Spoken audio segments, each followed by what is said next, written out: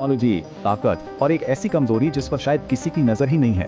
आमराना रियासतों का ये मानना है कि निगरानी ही मुकम्मल कंट्रोल का रास्ता है, लेकिन जरा सोचें क्या हो अगर उनका सबसे बड़ा हथियार ही उनकी सबसे बड़ी कमजोरी बन जाए। आइए इसी तजाद की गहराई में चलते हैं। ये किसी फिल्म का सीन नहीं, ये बिल्कुल हकीकत है। इसराइल की खुफिया एजेंसी मोसाद ने तेहरान के ट्रैफिक कैमरों को हैक किया ताकि वो हुकूमत के अहम रहनुमाओं की नकलो हरकत पर नजर रख सकें और उन्हें निशाना बनाने का मंसूबा बना सकें। लेकिन ये कहानी सिर्फ ईरान की नहीं है, बल्कि ये एक बहुत बड़े और गहरे मसले की तरफ इशारा करती है।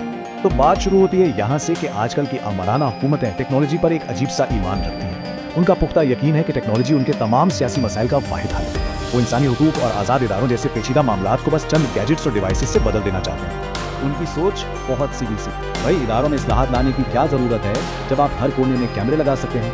फेशियल रिकग्निशन जैसी टेक्नोलॉजी को अवामी बगावत और अंदरूनी साजिशों जैसे बड़े खतरों का एक आसान और ताकतवर हल समझा जाता है। और इसी सोच के साथ वो निगरानी का एक बहुत बड़ा निज़ाम खड़ा करते हैं, यानी डेटा का एक नाकाबिले तस्वीर किला, एक डिजिटल कैद खाना जहां हर शहरी की जिंदगी पर 24 घंटे नजर रखी जाती है।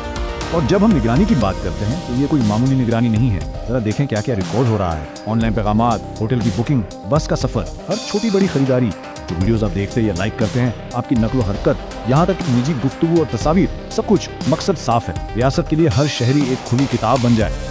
इसी को कहते हैं डिजिटल स्टासी, यानी मशरकी जर्मनी की बदनाम जमाना खुफिया पुलिस जैसा एक डिजिटल सिस्टम बनाने का ख्वाब। उनका मानना है कि अगर हुकूमत चपरासी से लेकर अरबपति तक हर एक फर्द का सारा डेटा जमा कर ले तो फिर वो हर चीज को कंट्रोल कर सकेगी, जिसके बाद कोई भी साजिश करना नामुमकिन हो जाएगा। लेकिन यहाँ कहानी में एक बहुत बड़ा ट्विस्ट आता है। टेक्नोलॉजी का ये जो बुलंदो वाला किला बनाया गया है वो दरअसल इंसानी करप्शन की एक बहुत ही बोसीदा बुनियाद पर खड़ा है। वादा किया था मुकम्मल रियासती कंट्रोल का, और हकीकत क्या निकली? एक अवामी ब्लैक मार्केट जहाँ हसास तरीन रियासती डेटा खुलेआम फरोख्त हो रहा है। और कीमत सुनकर तो आप हैरान रह जाएंगे। सिर्फ चंद $100 में किसी भी शख्स की पूरी डिजिटल जिंदगी बशमूल उसकी रियल टाइम लोकेशन खरीदी जा सकती है।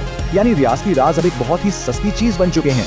अच्छा, तो टेलीग्राम जैसी ऐप्स पर दिख क्या रहा है? आप देखें, बैंक की तफसीलात, हवाई सफर की हिस्ट्री, फोन कॉल्स का पूरा रिकॉर्ड और यहाँ तक के लाइव कैमरा फीड्स, सब कुछ खरीदो फरोख्त के लिए मौजूद है। इससे साफ जाहिर होता है कि हकीकत में कुछ भी महफूज नहीं है।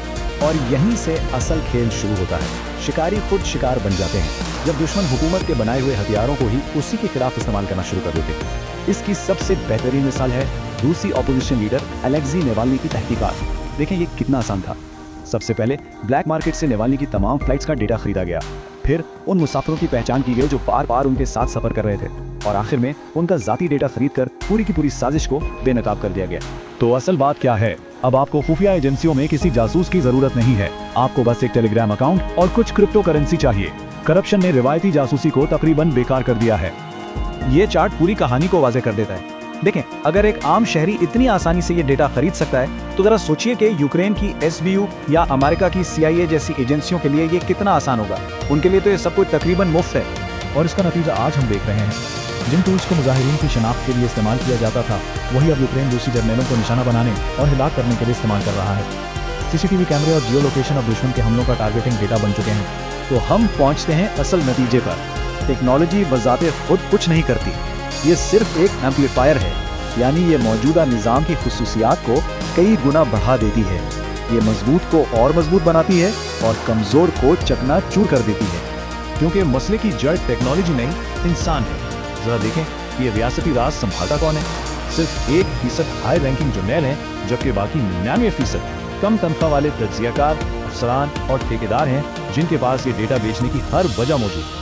मिसाल के तौर पर रूस की खुफिया एजेंसी FSB के एक जूनियर ऑफिसर की माहाना तनख्वाह तकरीबन 80,000 से 1 लाख रुपए है।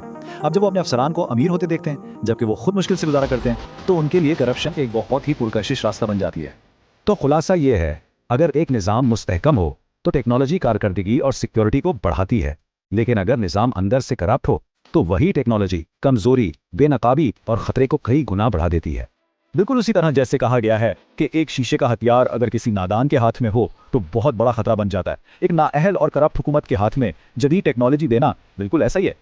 और आखिर में सवाल यही रह जाता है, जब कोई आमिर शीशे का किला बनाता है तो हकीकत में बेनकाब कौन हो रहा है, वो खुद या उसके शहरी?